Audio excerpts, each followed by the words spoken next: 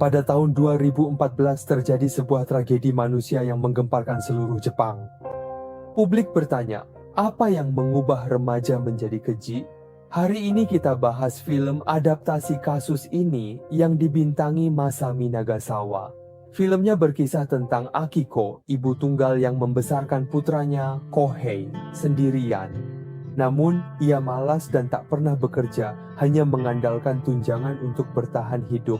Saat uang habis, ia pulang dan menyusahkan keluarganya. Kali ini, ibunya tak mau memberi uang. Usai bertengkar, Akiko membawa Kohei ke arkade untuk berjudi. Di sana ia bertemu Aryo, host klub malam.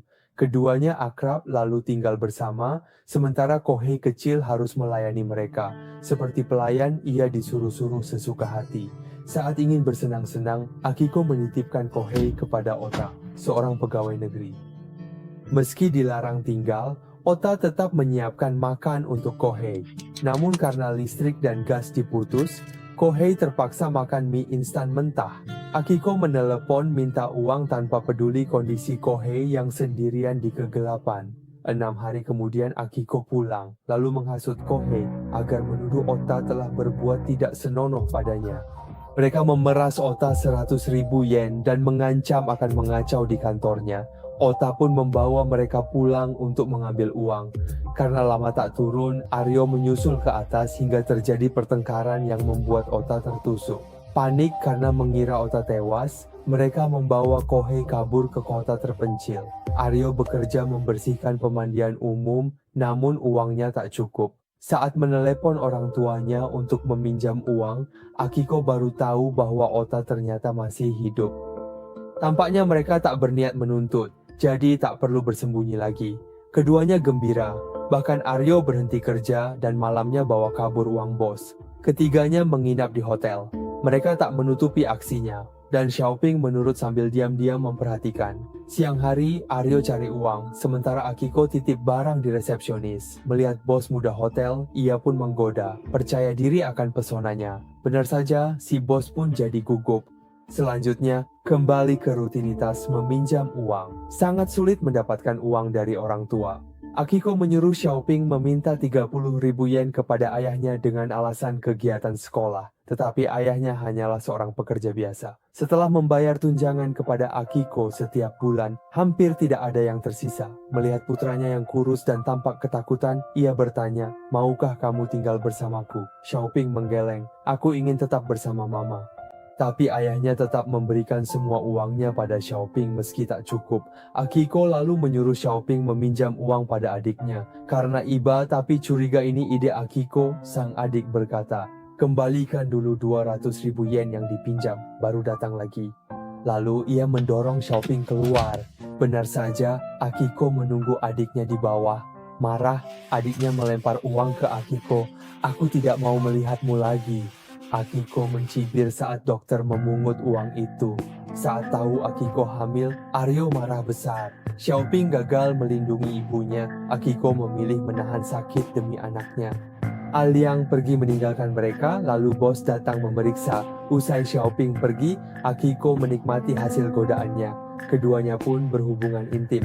Namun, bos menolak memberi mereka kamar. Sebaliknya, mereka hanya diberi tenda kecil.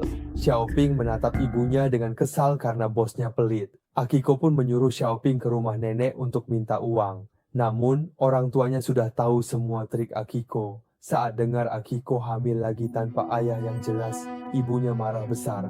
"Jangan bercanda, aku tidak membesarkanmu seperti ini. Kamu tidak punya uang tapi terus punya anak, dasar bodoh."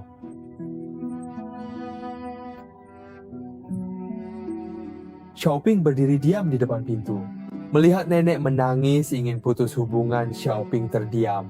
Meski hidup serba kekurangan, Kyuji tetap melahirkan putrinya, Donghua. Selama 5 tahun, mereka hidup luntang-lantung. Suatu hari, petugas sosial datang mengobati demam Kyuji secara gratis. Namun setelah itu, dia harus membawa Xiaoping dan Donghua pergi. Dia sempat menolak bantuan karena merasa anak tanggung jawabnya sendiri tanpa perlu campur tangan orang lain.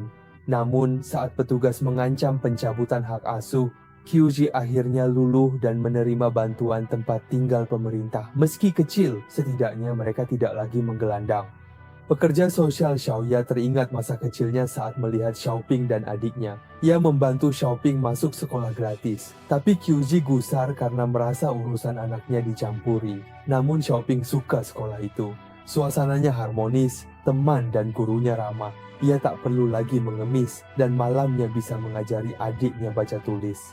Ia akhirnya merasakan kebahagiaan seusianya. Namun, pria yang dulu meninggalkannya kembali. QZ marah dan mengusirnya, tapi akhirnya memaafkannya. Awalnya semua lancar, sampai Aliao melihat QZ bersama pria lain. Aliao marah besar dan mereka bertengkar, tapi QZ tetap tak mau pergi. Xiaoya sedih melihat mereka lalu mengajaknya makan. Saat Xiaoya menulis, Xiaoping bertanya soal namanya. Xiaoya tersenyum lalu bertanya, "Apa mimpimu nanti?" Xiaoping bingung, malah balik bertanya alasan Xiaoya bekerja di sini. Xiaoya pun terkenang masa lalu.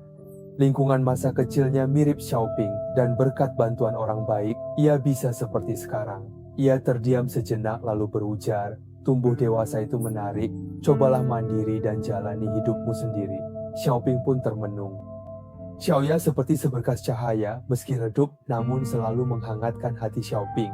Melihat Xiaoping suka membaca, ia pun membawakan banyak buku untuknya. Xiaoping sangat senang, tapi QZ sama sekali tidak menghargainya. Ia membenci siapapun selain dirinya yang peduli pada anaknya. Dengan kata-kata kasar, ia mengusir Xiaoya beserta buku-buku itu dari rumah. Xiaoping ingin mengejar, tapi QZ membentaknya, sehingga ia hanya bisa menatap kepergian cahaya itu dengan mata terbuka, lalu menundukkan kepala dalam diam. Awalnya ia mengira masih ada kesempatan untuk bertemu lagi dengan Xiao Kao. Namun tak disangka mereka harus kembali menjalani kehidupan mengembara seperti dulu. Aliao berutang pada rentenir dan kabur bersama QZ. Saat Xiaoping ingin tetap sekolah, mereka mengejeknya. "Kau pikir pekerja sosial itu menyukaimu?" Dia bilang tubuhmu bau. Cahaya di mata Xiaoping padam. Kata-kata itu meruntuhkan harga dirinya. Ia meninggalkan pesan untuk Xiaoya, lalu pergi mengembara lagi. Namun hidup sulit dan kejaran rentenir membuat Aliao meninggalkan QZ. Kehilangan pria membuat QZ panik karena kecantikannya memudar, lalu memarahi Xiaoping. Sambil menangis, ia memeluk Xiaoping. "Sekarang aku hanya punya kamu." Besoknya Xiaoping mulai bekerja, tapi QZ tak peduli kerja kerasnya. Ia terus memaksa Xiaoping minta gaji di muka, tapi secepat apapun Xiaoping cari uang, tetap tak sebanding borosnya QZ. QZ memaksa Xiaoping mencuri dari kantor. Bosnya baik dan pertama kalinya ia melawan ibunya. "Aku tak bisa, jangan judi lagi." Tapi QZ tahu cara menekannya. "Kalau tidak, mungkin aku dan Dong Hua akan hilang." Xiaoping akhirnya menurut, tapi tertangkap basah. Bosnya marah, namun paham ini paksaan ibunya. Ia pun membawa Xiaoping ke QZ. Dia dengan penuh amarah memberikan teguran keras kepadanya. "Aku benar-benar sangat merindukan dirimu. Aku sungguh amat sangat ingin merindukanmu. Halo?" Meski galak, bos itu baik. Dia membebaskan mereka, mengajak makan malam di rumahnya, bahkan memberi QZ kerja di kantor. QZ tampak santun, tapi usai tahu istri bos sudah tiada, niat jahatnya muncul lagi. Di kantor dia terus menggoda. Jika begini terus, hidup mereka masih aman. Namun Aliao tiba-tiba mengirim pesan ke QZ. "Tolong, kalau besok tak ada 500.000, aku dibunuh." QZ pun mengincar brankas bos. Usai menggoda, bos terpancing. Keduanya bermesraan dan QZ meraih tujuannya, kunci brankas. Namun, ia menyuruh Xiaoping yang bertindak. Meski Xiaoping ragu, QZ memaksanya. Toh, isi brankasnya tak seberapa. Tak bisa lagi tinggal di sana, ketiganya kembali mengembara. Tanpa tujuan, mereka luntang-lantung di jalanan bak pengemis. Dunia luas, tapi QZ merasa buntu. Tiba-tiba, ia punya ide gila. "Nenek ada uang. Kalau mereka hilang, uang itu buat kita." Xiaoping mengangguk diam, tapi QZ terus mendesak, "Kamu bisa tidak?" Meski tak bisa membantah ibunya, Xiaoping tetap bertanya ragu. Ia menatap Iba, lalu berbalik. Xiaoping selalu membungkuk. QZ bertanya, "Berapa lama?" Xiaoping menjawab, 1 jam. "Terlalu lama," kata QZ. Xiaoping justru cemas kakek neneknya tak mengenalnya lagi. Di pintu, neneknya tampak ragu. Lama tak jumpa Xiaoping, mereka senang dan mengajaknya makan. Kakek menanyakan anak Xiuzi. Tahu itu perempuan, mereka makin bahagia dan ingin bertemu Donghua. Melihat itu, Xiaoping teringat tugas berikutnya.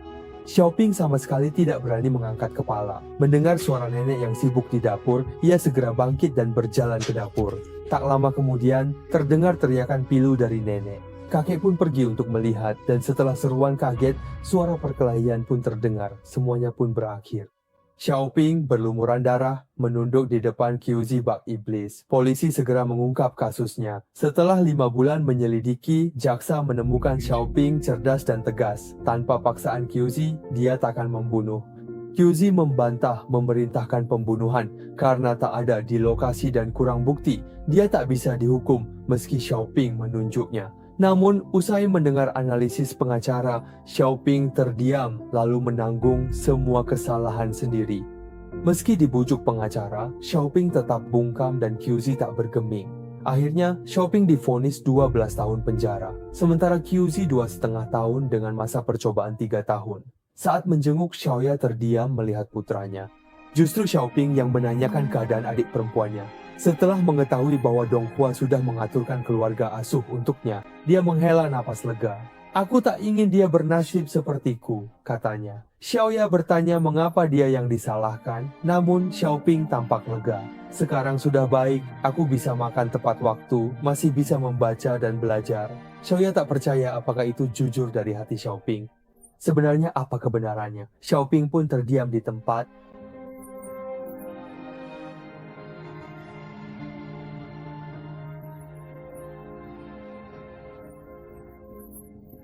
Xiaoya begitu sedih hingga hampir menangis. "Kamu bilang semua itu kamu lakukan sendiri. Berbohong itu perbuatan buruk." Xiaoping tetap sangat tenang. Kita bersusah payah memohon.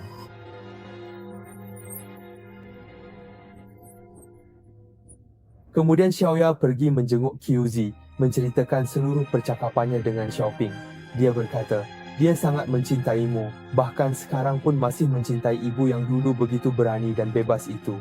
Kini ibu itu hanya duduk terpaku dengan tatapan kosong. Xiaoping dan Donghua, kalian berdua adalah milikku." Film Mother rilisan 2020 ini terasa sangat menyesakkan. Sedihnya, ceritanya diadaptasi dari kasus nyata di Kawaguchi, Saitama, Jepang pada 2014. Pelakunya cucu mereka yang baru 17 tahun. Ternyata remaja itu didorong ibunya sendiri. Tragedi memilukan ini diangkat ke layar lebar oleh sutradara Omori Risa untuk bahan renungan. Banyak yang bilang alurnya datar dan karakternya dangkal, tapi bagi saya ini justru terasa nyata. Tanpa sebab akibat atau paksaan logika, rekaman objektif sudut pandang Tuhan saja sudah menyesakkan. Tiap penonton pasti punya pemikiran sendiri. Banyak sastra memuji kasih dan keagungan ibu. Tak disangka sosok ibu bisa tampil seperti ini. Qiuzi memilih terpuruk, tak bertanggung jawab, namun terus menuntut haknya. Dengan identitas ibu, ia memperalat Xiaoping. Saat Xiaoping melawan, Qiuzi melakukan pemerasan moral. Sedihnya, Xiaoping justru harus bebas di penjara. Ibu ini hanya di penjara 2 tahun. Tak tahu bagaimana nasib adiknya, Donghua, nanti apakah ia akan bernasib sama. Semoga semua bisa hidup bahagia tanpa beban. Sekian cerita hari ini.